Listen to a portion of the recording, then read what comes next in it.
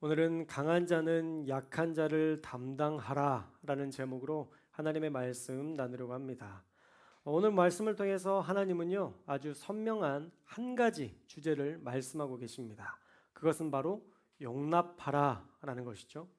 강한 자는 약한 자를 담당해야 한다. 제가 25살 즈음에 사역에도 한계가 오고 또 제 능력에도 한계가 있음을 발견하고 속상할 때 있었던 일입니다.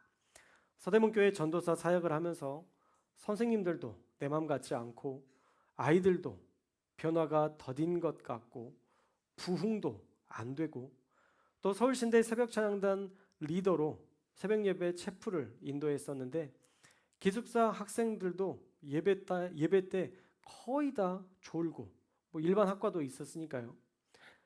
또 우리 새벽 찬양단 후배들에게도 열심은 없고 예배 준비하는 9시부터 10시까지 기도 모임에 한 명씩 이유를 만들어서 빠지기 시작하더니 정말 나중에는 이 모임을 해야 될까라는 생각이 들 정도로 총체적 난국을 경험하게 됐던 때가 있었습니다. 정말 아무것도 마음대로 되지 않는 그때, 저의 한계를 느낄 때 하나님께서 새벽 기도 시간에 로마서 15장 1절이라는 마음을 주셨습니다. 사실 무슨 말씀인지도 몰랐죠. 그냥 로마서 15장 1절이라는 마음을 하나님께서 기도 중에 주셨으니까 다른 기도는 거의 못하고 혹시 기도하다가 로마서 15장 1절이라는 이 생각마저 잊어버릴까 봐 로마서 15장 1절만 되뇌이며 돌아왔습니다. 혹시 잊어버릴까 말이죠. 그리고 나서 기숙사 방에 와서 성경을 폈는데 깜짝 놀랐습니다. 로마서 15장 1절 말씀, 바로 오늘 본문의 말씀인데요. 우리 한번 읽어볼까요? 1절 말씀 시작. 믿음이 강한 우리는 마땅히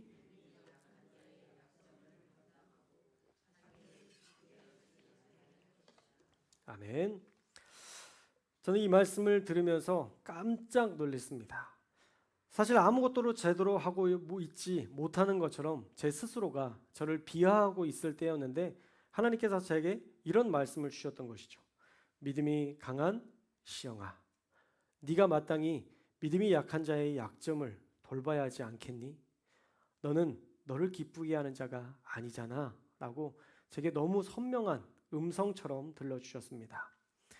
제가 이 말씀을 받고 받았던 첫 번째 충격은요, 제 부족함이 넘치는 상황인데도 하나님은 저에게 강한 자라고 명명해 주셨다라는 것입니다. 이렇게나 못나도 하나님이 나를 강한 자로 여기신다는 것에 정말 놀랐습니다. 둘째로, 사역자는 나 자신의 기쁨을 위해 사역하는 자가 아니라 하나님을 기쁘시게 하는 자여야 된다라는 것이었죠. 하나님의 기쁨을 위해 사역하는 것이지 우리의 만족을 위해 사역하는 것이 아니다라는 것을 15장 1절 말씀을 통해서 깨닫게 해주셨습니다. 그래서 하나님께 약속했습니다. 하나님께서 제게 강한 자라 말씀하시니 이제 강한 자로 살겠습니다. 그리고 더 이상은 제 기쁨을 위해 사역하지 않고 하나님의 기쁨을 위해 사역하겠습니다 라고 다짐했습니다. 그리고 제가 부족함과 한계를 느꼈던 교회 사역과 학교의 사역을 위해서 더 많이 눈물로 간절히 기도했던 기억이 납니다. 놀라운 것은요, 정말 그때부터 놀라운 하나님의 역사들이 시작됐다라는 거예요. 유초등부에 어린아이들이 몰려오기 시작해서 20명 정도 되었던 유초등부가 50명까지 갑작스럽게 부흥하게 됐고요. 선생님들도 이해할 수 없는 열심을 내기 시작했다는 것입니다. 정말 그때부터 재밌게 사역했던 기억이 납니다. 그리고 그때 함께 했던 분이 바로 정의진 목사님이십니다. 제게 너무 소중한 후배고 동역자이시죠. 서울신대 새벽 예배 역시도 예배 감격이 나타나기 시작했고 찬양팀의 기도 시간 9시부터 10시까지 기도회에 모두가 빠짐없이 참석하고 기도했는데 얼마나 열심히 기도했는지 그 뜨거움 때문에 1시간이 너무 짧다라고 여겨질 정도로 정말 행복하게 그 모임을 인도했던 기억이 납니다. 사실 제가 어떤 변화를 위해 크게 노력한 것은 없었습니다. 그저 하나님께서 강한 자라 하시니 강하게 하실 것이라는 사실을 믿은 것뿐이죠.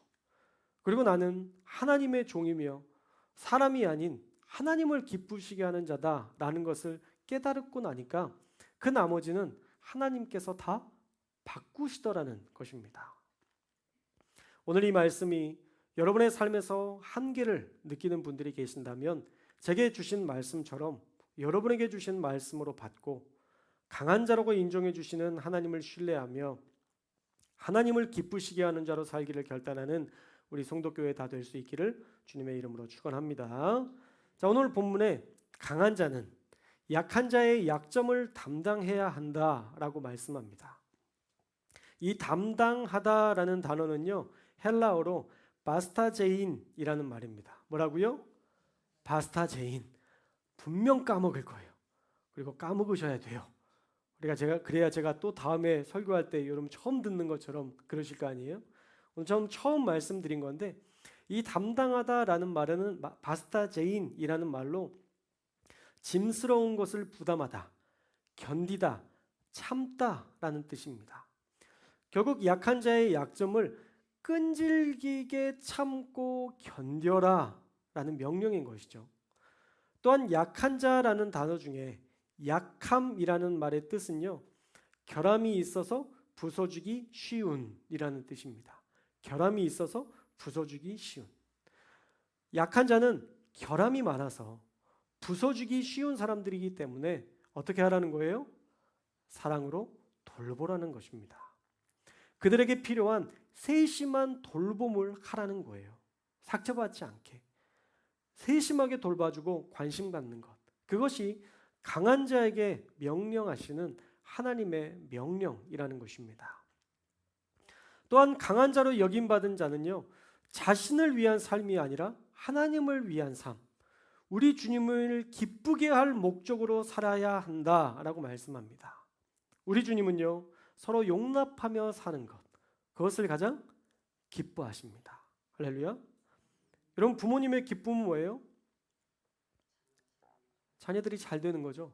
또 하나, 자녀들이 함께 잘 사는 것, 행복하게 잘 사는 것이죠. 서로 싸우는 거 원하시나요? 아니잖아요. 부모님의 기쁨은 형제가 더불어 함께 행복한 겁니다. 저희 아버지의 가훈, 우리 아버지께서 예전부터 우리 가족에게 이게 우리의 가훈이다 라고 말씀하셨던 가훈에도요, 효가 먼저 나오지 않습니다.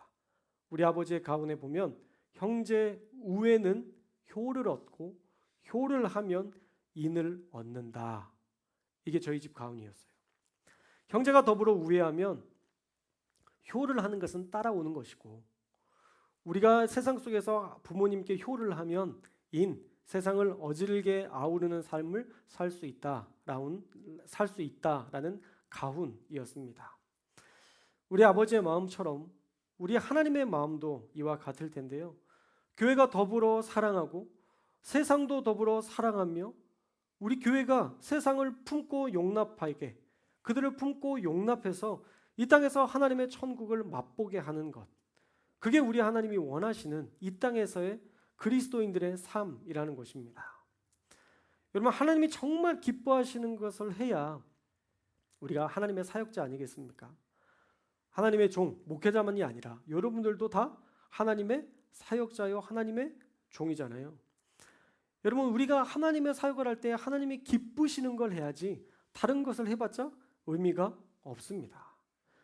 여러분들이 정말 성실해서 교회 주변을 맨날 청소한다고 생각해 보세요. 귀한 일이죠. 근데 예배는 안 드려. 어떠세요? 이상하죠. 잘하는 것 같은데 이상하잖아요. 이번 완벽한 찬양 연주를 해요. 와, 이 찬양팀은 진짜 어마어마하다 싶을 정도로 너무 완벽하고 막 세션도 훌륭하고 막 악기 찬양하는 사람도 완벽해. 근데 사이가 서로 그 찬양 연주한 때 빼놓고는 맨날 죽이려고 들어. 어떠세요? 하나님이 기뻐하실까요? 기뻐하지 않으시겠죠. 찬양팀이 찬양 연주가 좀 부족하더라도 찬양팀이 서로를 위하는 관계, 여러분, 그 교회의 모습을 하나님께서 기뻐하시지 않을까요? 교회는요, 하나님이 기뻐하시는 것을 해야 됩니다. 하나님께서 원하시는 것은 교회가 세상과 더불어, 교회가 교회끼리 행복한 것입니다. 약한 자를 돌보고 이끌어주며 요한계시록에 기록된 것처럼 사자와 어린 양이 함께 더불어 뒹굴며 사는 행복한 세상. 하나님이 원하시는 세상은 바로 이런 세상입니다. 하나님이 기뻐하시는 것이 그런 서로 용납하고 사랑하는 것이라면 하나님의 종된 우리는 하나님이 기뻐하시는 그 일을 해야 합니다. 나의 만족을, 나의 기쁨을 위해서 하나님이나 사람들을 그저 도구로 삼거나 그저 수단으로 삼아서는 안 된다라는 것이죠. 우리의 삶의 주인은 오직 하나님이십니다. 그분을 기쁘시게 하는 것, 그것이 우리 인생이 마땅히 살아가야 할 목적지인 줄로 믿습니다. 사실 우리 주님도요, 자신을 위해 살지 않으셨다라고 오늘 3절 말씀에 말씀하고 있어요. 우리 3절 말씀 한번 읽어볼까요? 3절 말씀 시작. 그리스도께서도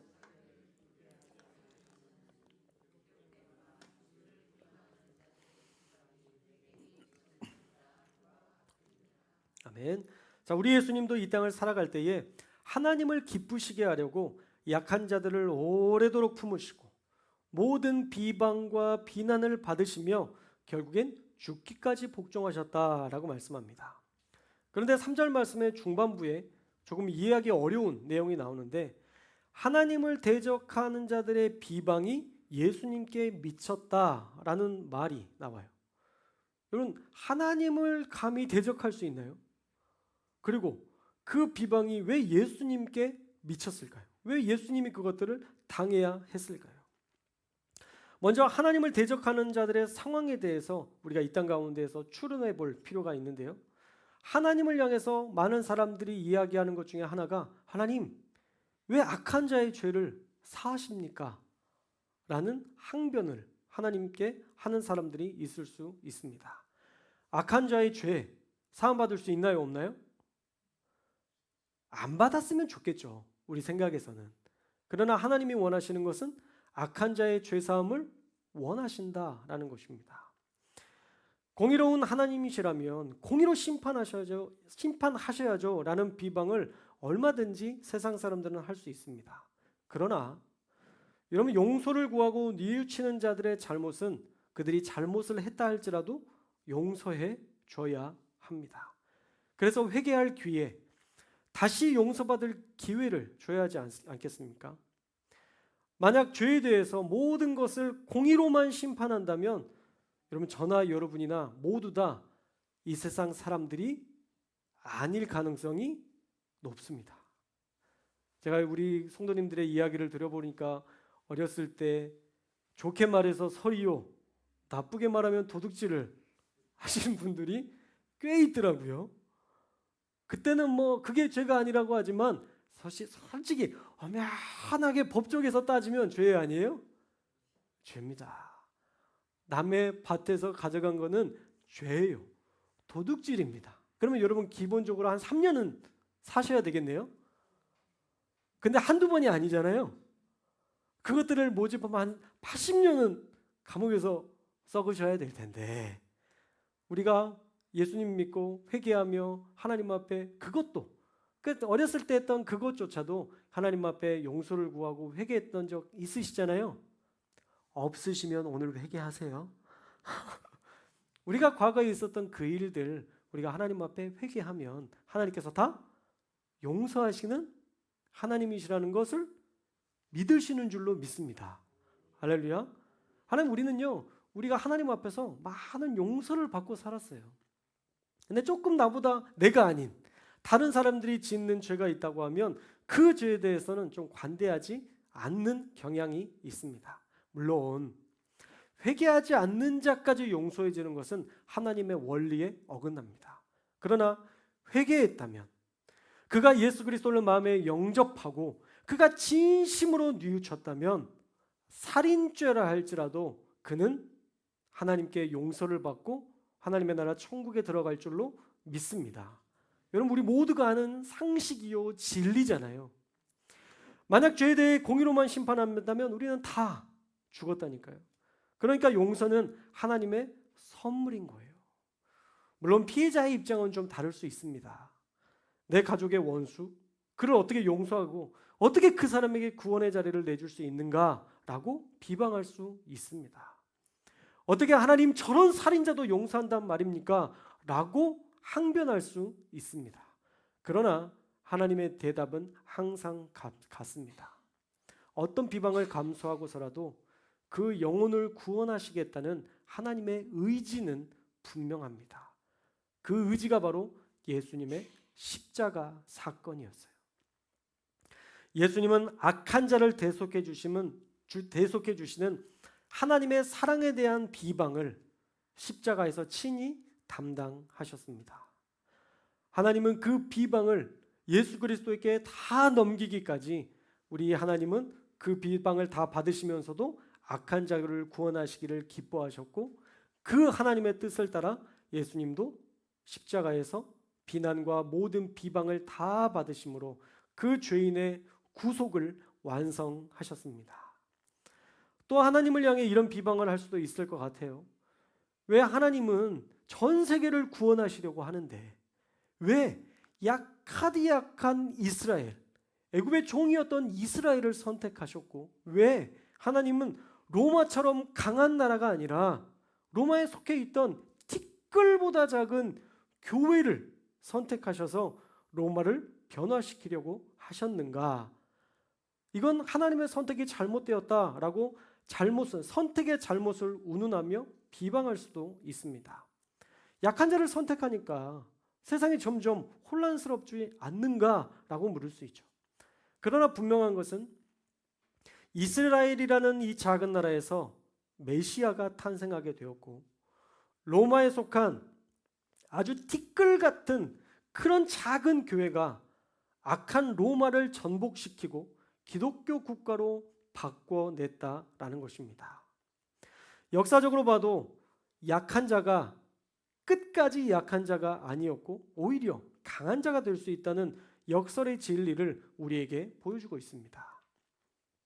그들이 약한 자를 선택하는 것은 잘못이다, 하나님이 그 약한 자를 선택한 것은 잘못이다라고 말하는 그 비방을 대적할 만한 논리적, 역사적 근거가 분명합니다. 그러나 이 모든 일의 배후에는 바로 예수님께서 우리의 약함과 우리의 악함을 다 짊어지셨기 때문에 가능한 일이었습니다.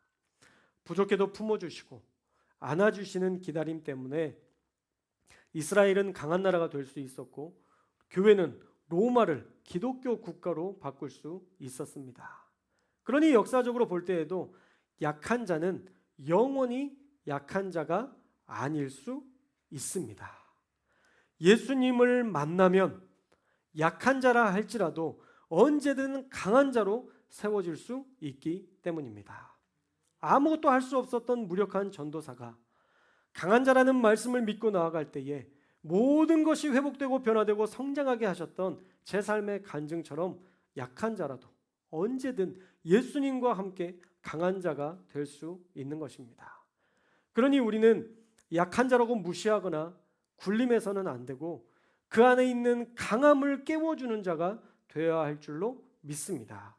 예수님은 이를 위해서 모든 비방과 모든 죄를 짊어지심으로 우리에게 참 자유를 주셨기 때문에 우리도 그런 예수님의 삶을 본받아야 하는 것입니다. 자, 그러면 구체적으로 약한 자를 어떻게 담당해야 할까? 자, 우리 4절의 말씀 함께 읽겠습니다. 4절 말씀 시작.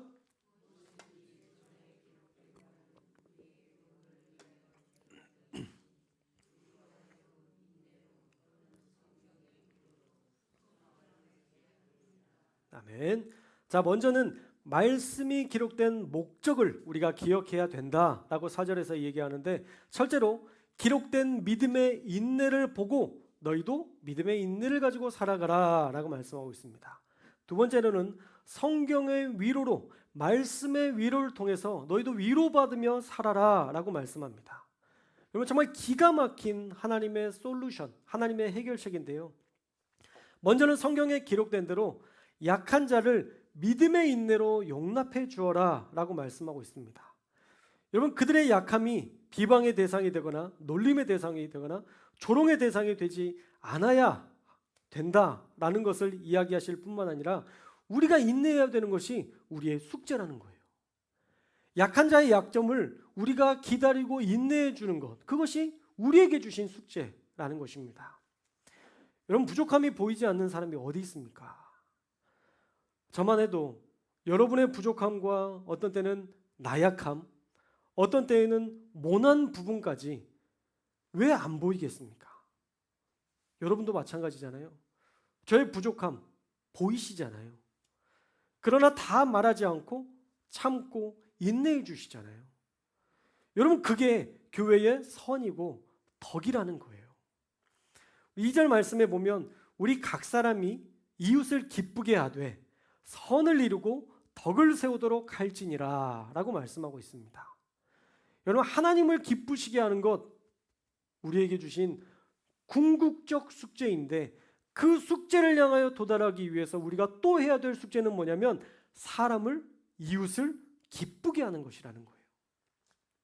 하나님을 기쁘시게 한 이후에 우리의 이웃도 기쁘게 하는 자로 살아야 한다라는 것입니다. 그런데 우리가 우리의 이웃을 볼 때 어떤 마음으로 보냐면 저 사람을 바꾸려고 해요. 사람을 바꾸려고 하니까 관계가 계속 깨지는 거예요. 여러분, 사람은요, 바꿀 대상이 아니라, 따라해 봅시다, 품어야 할 대상이다. 할렐루야. 여러분, 사람의 성품을 고치는 것은 하나님의 영역이에요. 왠지 아세요? 우리는 사람을 바꿀 능력이 없어요. 우리 아들, 딸들도 사실 여러분의 뜻대로 성격이나 이런 거 바꾸셨나요? 바꾸신 분 손. 여러분의 부모님, 여러분들이 막 잔소리해서 바꾸셨나요? 바꾸신 분 손. 사실 못 바꿨잖아요. 우리 자녀들도, 하물며 우리 부모님도 안 바뀌셨잖아요. 그런데 우리가 교회를, 사람을 바꾸려고 하니까 지치고 힘든 거예요. 그냥 그 사람은 그 사람들에게 인정해 주는 겁니다. 여러분, 돌아보면요, 각 사람에게 다 아픔이 있어요. 다 상처가 있어요. 다 괴로움이 있어요. 그 아픔과 고통이, 또 그 사람의 결핍이 그 사람을 그렇게 만든 거라니까요. 여러분, 강아지도 보면 공격적인 강아지가 있잖아요. 그런데 전문가들의 말을 들어보면 그 강아지가 무서워서 그런데요. 진짜 싸납백이고 성격이 모나서 그런 게 아니라 저 사람이 날 공격할까 봐 먼저 으르르릉을 짖고 먼저 무는 거예요. 심리학을 배워보니까 인간의 본성에도 그런 기저가 깔려 있습니다. 다 그렇다는 건 아니에요. 또 제가 이렇게 이야기하는 예를 듣고 목사님 저희 이야기를 하시네 그러면서 상처받거나 그런 일이 없기를 주님의 이름으로 축복합니다. 저기 다른 교회는 있을 수 있지만 우리 성도교회는 그런 일이 없으리라 믿습니다. 여러분, 할 말 다 하는 사람들을 보면요, 그분들도 겁이 많을 때가 많아요. 되게 강한 척 하는데 사실 그 내면은 여리디 여린 사람들이 다수 있습니다. 잘 살펴보세요. 되게 강한 것 같은데 어느 날 그 사람과 이야기해 보면 되게 약한 부분들이 많이 드러나요. 또 불만이 많은 분들도 주변에 간혹 있습니다. 이것도 싫고 저것도 싫은 사람들. 사실 이런 불만은요, 그들의 삶에서 나타난 결핍이 준 결과물일 가능성이 있습니다. 다 그렇다는 건 아니에요. 가능성이 있어요. 어릴 적 부모님으로부터 수용받지 못했던 아픔이 지금에 와서 세상의 불만으로 터져 나오는 거예요. 그래서 교회에 대해서 이런저런 불만을 이야기하시는 분들이 있다면 이렇게 이해하셔야 돼요. 어릴 적에 그런 아픔과 결핍으로 인해서 지금에서야 저렇게 속 시원하게 이야기하는구나. 어릴 적 상처를 치유받기를 바라시는구나 라고 우리가 바꾸어서 이해해야 된다는 거예요. 단지 그 불만을 그 사람의 모난 성품으로 보면 우리가 용납하기 힘들지만 그 사람의 결핍으로 본다면 안타깝잖아요. 지금이라도 받아주는 사람이 있어서, 수용해주는 사람이 있어서 치유받고 회복돼야 되는 거잖아요. 여러분, 지금까지도 아무도 안 받아줬는데 나이가 들어도 수용받지 못한다면 어디서 회복되겠습니까? 예전에 어떤 목사님이 이런 책에서 글을 쓰셨어요. 제가 설교 시간에도 한번 했던 것 같은데, 어떤 사람이 식사를 하면 음식을 가득 담아서 이렇게 모아놓고 혼자 먹는 거예요. 목사님보다 먼저 먹는 거예요. 그러니까 권사님들이 뒤에서 수근수근했죠. 아유, 저 사람은 저희는 뭐 일도 잘 많이 하지도 않으면서 그냥 맨날 먹을 것만 생기면 제일 많이 가져다 그냥 혼자 먼저 죄송합니다 처먹고 막 온갖 안 좋은 생각과 말로 그 사람을 막 비방했어요. 그래서 목사님도 이제 계속 성도가 그런 이야기를 들으니까 안 되겠다 싶어서 이 성도를 불렀습니다. 그리고 나서 왜 집사님은 그렇게 이렇게 하셔요? 이렇게 궁금해서 한번 여쭤보는 거예요. 그랬더니 그분이 이야기를 하는 거예요. 목사님, 사실은 제가 고아 출신입니다. 그래서 어렸을 적에 밥을 빨리 챙겨놓지 않으면 그것들을 못 먹는 게 너무 한해서라서 안 그러고 싶은데도 밥만 보면 그렇게 됩니다. 목사님, 제가 더 노력하겠습니다. 그렇게 이야기를 하더래요. 그래서 목사님이 그 이야기를 듣고는 아니라고, 지금까지 하셨던 거 그대로 하시라고, 괜찮다고, 내가 다 용납할 테니까 그대로 하시라고, 먹고 싶은 거 마음껏 드시라고 막 마음에 긍휼함이 생겨서 그렇게 수용해 줬다는 거예요. 근데 그분도 계속 그렇게 할 수는 없겠죠. 그 이야기를 들었으니까. 그렇게 조심하니까 또 그 조심하는 게 너무 속상하더라는 거죠. 그래서 어떤 권사님들 세분하게 얘기해서 막 그 전에 막 목사님 좀 얘기 좀 해야 되는 거 아니에요? 막 이렇게 했던 그 집사님들 찾아가서, 권사님들 찾아가서 그분들이 이런 상황이래요. 저분이. 그러니까 우리 집사님들 좀 이해 좀 해줘. 권사님 좀 인정을 좀 해줘요. 그랬더니 그분들이 이제서 그 사람이 달리 보이더라는 거죠. 어렸을 적에 얼마나 먹지 못했으면, 얼마나 한이 됐으면 평생을 저렇게 할까, 그런 마음에 한이 들더라는 거예요. 그러니까 그분이 배식에서 밥을 먹으러 오면 그 전보다 더 많이 퍼주게 되더라는 거죠. 여러분 보세요. 상황은 하나도 바뀌지 않았어요. 그 사람은 그 사람 그대로고요.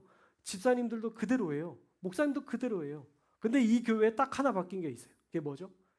긍휼이라는 거예요. 긍휼. 저 사람을 향해서 긍휼의 눈으로 바라보기 시작하니까 많이 먹어도 상관없어요. 목사님보다 먼저 먹어도 상관없어요. 왜요? 긍휼의 마음으로 보니까. 마음에 짠함이 생각이 드니까 이 사람이 어떤 것을 해도 수용이 되더라는 거예요. 하나님, 우리 교회도 마찬가지입니다. 우리 교회 가운데에도 그 긍휼이 있다면 어떤 사람들이든 수용해 줄 수 있고, 여러분의 가정도 마찬가지예요. 그 남편에 대한 긍휼한 마음이 생기고 아내에 대한 긍휼한 마음이 생기면 그 어떤 것도 용납할 수 있는 힘과 은혜가 나타날 수 있다는 것입니다. 그러니 2절의 말씀처럼 내 형제가, 내 이웃이 웃을 수 있도록, 기뻐할 수 있도록 우리 강한 자가 한 번 더 품어주고 이해해주고 수용해주는 그런 노력으로 그들을 인내해야 할 줄로 믿습니다. 그리고 더 중요한 것이 있는데요. 4절 말씀처럼 누구라도 성경의 위로를 받아야 한다라는 거예요. 우리 4절 말씀 한 번 더 읽을게요. 시작. 무엇이든지 전에 기록된 바는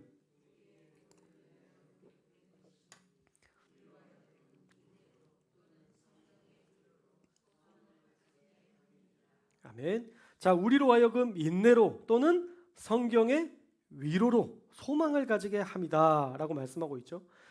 여러분, 말씀처럼 누구라도 성경의 위로를 우리가 받아야 된다는 거예요. 하나님의 말씀으로 위로받지 않으면 우리는 절대 누군가를 용납할 수 있는 힘이 안 생깁니다. 여러분, 대학교 시절에 제가 교회와 사역 모든 것이 잘 안 될 때 저는 노력하지 않았겠어요? 그럼 어떻게든 이해해 보려고, 어떻게든 품어보려고 푸더니 애를 썼는데도 한계에 부딪히더라고요. 그러니까 포기하게 되더라는 거죠. 그런데 결국 회복은 하나님의 말씀으로 되었습니다. 할렐루야. 말씀이 임하니까 내가 먼저 회복이 되더라고요. 내가 회복이 되니까 다른 사람을 보는 눈과 관점이 달라지는 거예요. 긍휼로 볼 수 있는 거예요. 그리고 내가 품어주기 시작하니까 그 사람들이 바뀌더라는 거죠. 분명한 것은 하나님의 말씀이 믿어지기 시작할 때 하나님의 능력도 주신다는 거예요. 절대 말씀만 주시지 않아요. 여러분, 하나님께서 모세에게 홍해를 가르라고 하실 때 그때 이미 하나님의 권능이 임한 줄로 믿습니다. 할렐루야. 아무 힘이 없다가 그 홍해 가서 이렇게 하려고 하니까 그때 역사했던 게 아니라 하나님은 먼저 앞서서 모세에게 권능을 주셨고, 모세는 하나님이 나에게 권능을 주셨다는 것을 느꼈고 경험했고, 모세는 담대하게 홍해 앞에서 지팡이를 치면서 그 바다가 갈라질 것을 선포했다는 겁니다. 그랬을 때 하나님의 기적이 열렸던 것이죠.